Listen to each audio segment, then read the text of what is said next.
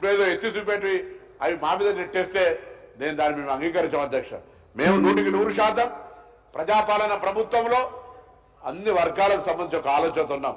ఇందుకు చెప్పినట్టుగా బ్యాక్వర్డ్ క్లాసులకు సంబంధించి కూడా ఒక క్లారిటీగా అసలు జితిని 50 ఇచ్చేదారంటే ఈడబ్ల్యూఎస్ కు సంబంధించినటువంటి ఇష్యూ వచ్చినప్పుడు 50% రాలే, దాని తర్వాత ఇది వచ్చింది. అట్లా అనేక రకాల అంశాలని అందరం కలిసి బలహీన వర్గాల సంక్షేమానికి సంబంధించి, ఆర్టీసీ కార్మికుల సంక్షేమానికి సంబంధించి, రవాణా శాఖలో జరుగుతున్న రిఫార్మ్స్ కు సంబంధించి, పోలీస్ శాఖలకు సంబంధించినటువంటి ఆత్మస్థైర్యము, పోలీసులకు సంబంధించినటువంటి విషయాల లోపల కూడా అన్ని రకాలుగా మద్దతునిచ్చి మరి ప్రభుత్వం పెట్టినటువంటి బడ్జెట్ లో పెట్టినటువంటి ఆ పద్ధతులన్నీ ఆమోదించి అన్ని కట్ మోషన్స్ కూడా విత్డ్రా చేసుకోవాలని నేను మీ ద్వారా గౌరవ సభ్యులందరినీ కోరుతూ ధన్యవాదాలు తెలియజేస్తాను అధ్యక్ష. చెప్పపేద అసెంబ్లీలో ఇంతకు ముందు కూడా చెప్పిన క్లారిఫికేషన్ గౌరవ పొన్నం ప్రభాకర్ గారిని కూడా అడగడానికి కోసం అడిగిన సార్.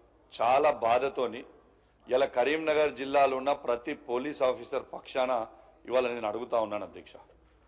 ఇలా కరీంనగర్ జిల్లాలో కరీంనగర్ సిపి గారు ఇలా పవర్ఫుల్ వెపన్స్ తోని ప్రైవేటు వ్యక్తులతోని ఫైరింగ్ చేయించిండు ఫైరింగ్ రేంజ్ లో అని సభ దృష్టికి నేను తీసుకొని వచ్చిన అధ్యక్ష.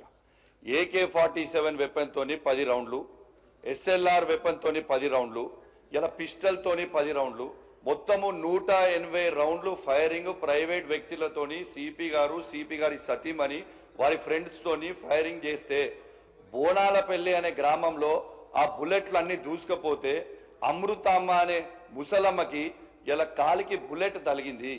ఇది మీరు చెప్పింది పూర్తిగా వాస్తవము, ఇది అవాస్తవం కానే కాదు. ఇది ఒకటి. రెండోది, ఇలా 337 మంది హోంగార్డులని కరీంనగర్ జిల్లాలో ఉన్న హోంగార్డులని సిరిసిల్లాకి జగిత్యాలకి ట్రాన్స్ఫర్ చేసిరు. జగిత్యాల నుంచి సిరిసిల్లా నుంచి వచ్చిన హోంగార్డులు 186 మంది దగ్గర సిపి గారు లక్ష రూపాయలు తీసుకొని 1,86,00,000 రూపాయలు వసూలు చేసి ఇలా పోస్టింగ్లు ఇచ్చిండ్రు. పెద్దపల్లి గ్రామం పెద్దపల్లి జిల్లాకి ట్రాన్స్ఫర్ చేయలేదు. ఆనాడు పెద్దపల్లి జిల్లాలో హోంగార్డులను ఎందుకు ట్రాన్స్ఫర్ చేయాలంటే శ్రీధర్ బాబు గారి దగ్గరికి ఆ హోంగార్డులు వస్తే మీరు చెప్తే ట్రాన్స్ఫర్ చేయలేదు. కానీ ఇది నేను చెప్పింది 100% వాళ్ళు నిజము. ఇది అయిపోయిన తర్వాత ఇలా కరీంనగర్ జిల్లాలో అలాట్ అయిన ఇనోవా ప్రైవేటు వ్యక్తులకి తీసుకొచ్చి హైదరాబాద్ లో పెట్టినని సువేదాతో సహా ఇదే అసెంబ్లీ సాక్షిగా మీకు నేను చూపించిన. ఇలా ఎందుకు మీరు యాక్షన్ తీసుకుంటలేరు? ఇలా సిపి గారి మీద ప్రేమ ఏంటిది ప్రభుత్వానికని నేను అడుగుతా ఉన్నాను. ఇలా ఒక సిపి గారు ఈ విధంగా మిస్యూజ్ చేస్తా ఉంటే దీనివల్ల చెడ్డ పేరు ఎవరికి అధ్యక్ష? దీనివల్ల చెడ్డ పేరు వచ్చేది ప్రభుత్వానికే కదా.